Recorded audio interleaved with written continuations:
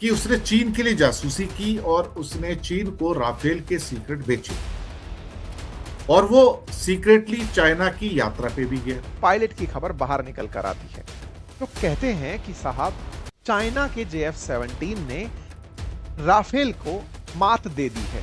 जो सूत्र बताते हैं कि चाइना के एयरफोर्स के जो बंदे हैं उनको ट्रेनिंग दिया है, उनको सब चीजें बताई हैं राफेल के बारे में।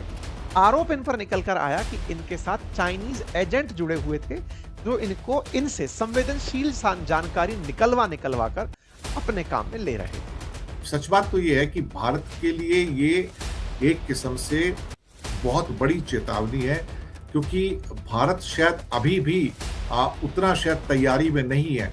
और कई बार तो जयशंकर ने कहा कि हम चाइना से मुकाबला कैसे कर सकते हैं, वो हमसे 5 गुना बड़ा कंट्री है।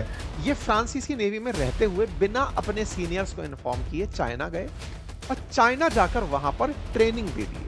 किस बात की ट्रेनिंग दे दी है? कि फाइटर जेट्स कैसे काम करते हैं, लैंडिंग कैसे होती है, डॉकिंग कैसे होती है। भारत के पास राफेल है, लेकिन राफेल तो स्टेल्थ है ही नहीं ना।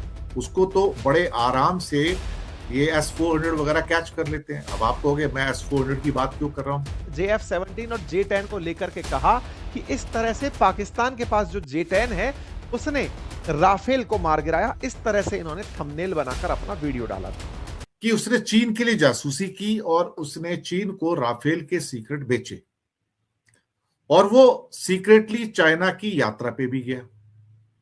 This man went on the China's travel also, और वहां पे जाके सुना है, जो सूत्र बताते हैं कि चाइना के एयरफोर्स के जो बंदे हैं उनको ट्रेनिंग दिया है, उनको सब चीजें बताई हैं राफेल के बारे में भी। इसी पायलट ने क्लेम किया था कुछ समय पहले कि ऑपरेशन सिंदूर के अंदर एक राफेल गिरा था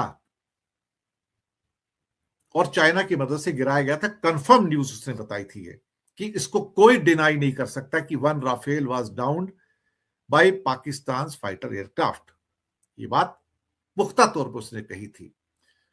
और हाँ, गवर्नमेंट ऑफ इंडिया नहीं मानती, अलग बात है, लेकिन इंडिया के एयरक्राफ्ट तो गिरे। और भारत के एक डिफेंस अटैची थे, मुझे लगता है शायद साउथ ईस्ट एशिया में कोई एक जकार्ता में किसी एक जगह पे एक समिट था, वहां बात कर रहे थे, करीब 4 से 5 एयरक्राफ्ट गिरने की बात की थी। और उसके बाद हमारे जो CDS थे, कंबाइंड डिफेंस सर्विसेज चीफ, उन्होंने भी कहा था कि जंग में नुकसान होता ही है।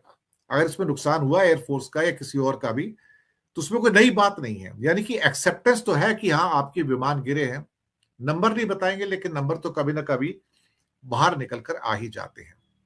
सच बात तो ये है कि भारत के लिए ये एक किस्म से बहुत बड़ी चेतावनी है, क्योंकि भारत शायद अभी भी उतना शायद तैयारी में नहीं है। और कई बार तो जयशंकर ने कहा कि हम चाइना से मुकाबला कैसे कर सकते हैं, वो हमसे 5 गुना बड़ा कंट्री है, उसकी मिलिट्री भी हमसे 5 गुना बड़ी है, इकोनॉमी 5 गुना बड़ी है। तो एक किस्म से जयशंकर जैसे बंदे ने, और यानी कि मोदी रजीम ने कहा जाए, तो पहले हथियार डाल दिए वहां पर। भारत के पास राफेल है, लेकिन राफेल तो स्टेल्थ है ही नहीं ना। उसको तो बड़े आराम से ये S-400 वगैरह कैच कर लेते हैं। अब आप कहोगे मैं S-400 की बात क्यों कर रहा हूं? नमस्कार साथियों, स्वागत है आप सभी का आपकी अपनी पाठशाला पर। मैं हूं अंकित अवस्थी। चर्चा भारत के राफेल की। भारत का राफेल जो बना है फ्रांस में, भारत के पास 36 यूनिट इसकी अवेलेबल हैं। सुर्खियों में अंतरराष्ट्रीय स्तर पर तब आया जब भारत ने ऑपरेशन सिंदूर में राफेल से भारत की सीमाओं में रहते हुए पाकिस्तानी सैन्य ठिकानों को, आतंकवादियों के अड्डों को, एयर स्ट्रिप्स को निशाना बनाया।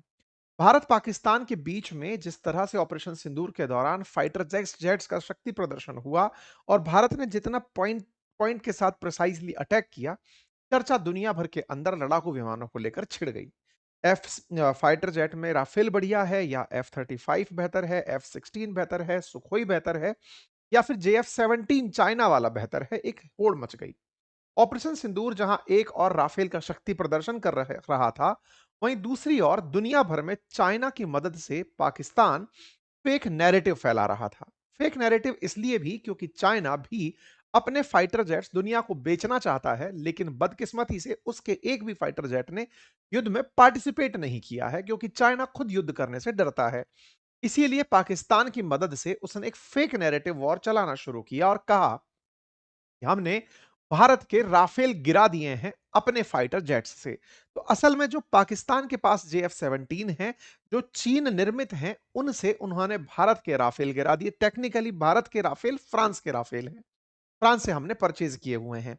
तो चाइना, पाकिस्तान और भारत और फ्रांस बहस छिड़ना शुरू हुई राफेल के नाम पर। भारत लगातार खंडन करता रहा कि हमारा कोई राफेल नहीं गिरा, लेकिन चाइना वैश्विक बाजार को पकड़ने की चाहत में फेक नैरेटिव को पाकिस्तान की मदद से इतना फैलाया कि उसे दुनिया भर के कई देशों में प्रदर्शनी देने तक का मौका मिला कि ठीक है, हमारा JF-17 देखो कि हमने क्या किया। नैरेटिव वॉर था। भारत इसको बार बार खंडन करता रहा, लेकिन इसी बीच में फ्रांस के एक पायलट की खबर बाहर निकल कर आती है, जो कहते हैं कि साहब, चाइना के JF-17 ने राफेल को मात दे दी है। ये एक फ्रांसीसी पायलट, जो फ्रांसीसी पायलट खुद कभी राफेल उड़ाता था, उसका दिया बयान था। उसके बयान के बाद ये बात आग में घी की तरह बाहर निकल कर आई कि भाई, अगर फ्रांसीसी राफेल का पायलट ये बोल रहा है कि चाइना के JF-17 ने राफेल को मात दे दी, तो ये सुर्खी तेजी से चलने लगी। जब ये सुर्खी तेजी से चलने लगी, तो उस पायलट को बुलाकर पूछताछ हुई। ये हेडलाइन आज के सेशन में इसी बात की है कि ex France French navy Rafale pilot placed under investigation, उसको पूछताछ के लिए बुलाया गया है। आइए अब इस पूरे मामले की चर्चा करते हैं कि कहानी असल में है क्या। क्या इस पायलट का क्लेम सही है, या इस पायलट के साथ कुछ खेल हुआ है, और चाइनी जो सरकार है, वो पायलट्स के साथ असली खेल खेलती क्या है। कैसे एक पायलट के साथ भी कुछ ना कुछ खेल इसने कर दिया था। सारी बातें, पक्ष विपक्ष, सारी तर्क आपके सामने लेकर आएंगे। ये वो पायलट हैं, सरनेम के पीछे शुए लगा है, तो इन्हें हम शुए के नाम से संबोधित करेंगे। इन शुए के बारे में पता चलता है कि ये फ्रांस की नेवी के लिए काम कर चुके हैं। फ्रांसीसी नेवी का जो एयरक्राफ्ट करियर है, उसमें ये राफेल उड़ाया करते थे, और ये कई बार सुर्खियों में चाइनीज कनेक्शंस के कारण रहे हैं। ऑपरेशन सिंदूर जब हुआ, तब इनका बयान सुर्खियों में आया था। आगे बढ़े उससे पहले एक फ्रांस के पूर्व पायलट हैं पियरे हेनरी शुए। इन्होंने हाल ही में जो बयान दिए, मतलब पिछले साल जो बयान दिए, उसके चलते फ्रांस में इन्हें हिरासत में लेकर पूछताछ की गई। आरोप इन पर निकल कर आया कि इनके साथ चाइनीज एजेंट जुड़े हुए थे, जो इनको इनसे संवेदनशील जानकारी निकलवा निकलवा कर अपने काम में ले रहे थे।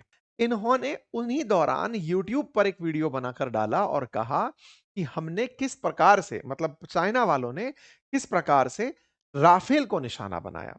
ये इनका चैनल है, और इस चैनल पर इन्होंने इस खबर को डाला। जब ये खबर बाहर निकली, तो इस खबर के साथ साथ ही कई सारे विवाद बाहर निकल गए। विवाद निकले उससे पहले कुछ और बातें भी निकली थी। वो क्या थी? असल में 2019 में इन्हीं शुए के ऊपर, जो पियरे हेनरी शुए हैं, इन पर जांच बैठ चुकी थी। किस बात की जांच बैठ चुकी थी? कि जब सर्विस में थे, उसी समय ये चाइना की यात्रा पर गए थे।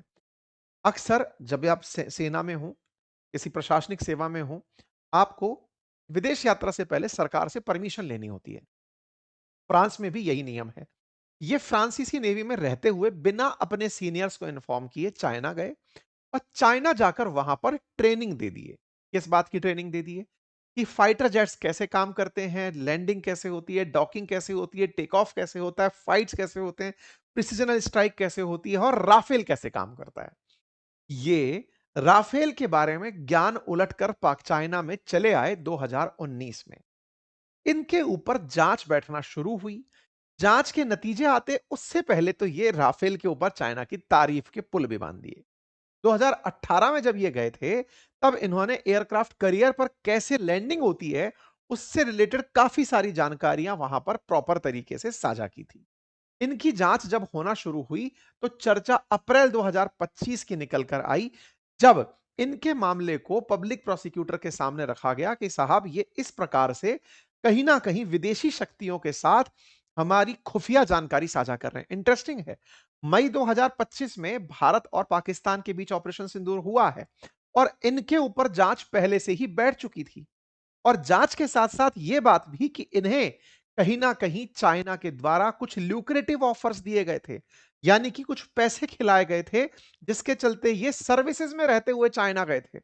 यह खबर भी 2023 में आ गई थी यानी कि एक व्यक्ति जिसने पूरी दुनिया में यह गलतफहमी को बल दे दिया कि राफेल से बेहतर JF-17 है, उस पर 2025 से पहले ये सारी न्यूज कटिंग्स आप 2023 की आप देख रहे हैं, आप 2019 की आप देख रहे हैं, 2018 की आप देख रहे हैं, इस व्यक्ति के ऊपर कई सारी जांच बैठ चुकी थी। और उनके बाद में ये जब निकल कर आते हैं, अप्रैल की खबर निकल कर आती है कि फ्रांस बकायदा इस बात की जांच कर रहा है कि साहब इन्होंने चाइना के साथ कुछ ना कुछ जानकारियां साझा की हैं। ये हेडलाइन बनकर आती है। फिर अगले महीने राफेल हो जाता है, अगले महीने मतलब ऑपरेशन सिंदूर हो जाता है। ऑपरेशन सिंदूर होता है, उस समय भी ये चुप नहीं रहते, उस समय उनकी तारीफ कर देते हैं। यानी कि जो बात ये कह के आए, जिसके पैसे इन्हें मिले, वो बात ये कहते हुए बाद में भी पाए जाते हैं। इसीलिए इन पर आरोप शुरू हुआ कि आपने राष्ट्रीय रक्षा से जुड़े हुए कुछ गोपनीय रहस्य उजागर किए, विदेशी शक्ति के साथ खुफिया संबंध बनाए, राष्ट्र के मूलभूत हितों से जुड़ी जानकारी एकत्र की और विदेशी शक्ति को संवेदनशील जानकारी उपलब्ध कराई। इनके ऊपर अभी इसी के चलते फिर से जांच बैठी है और इनके इंटेलिजेंट कनेक्शंस की जांच की जा रही है। शुए ने अपनी सफाई में कहा कि मैं 2 दिवसीय यात्रा में गया जरूर था, लेकिन मैंने वहां पर अपनी जानकारी साझा नहीं करी।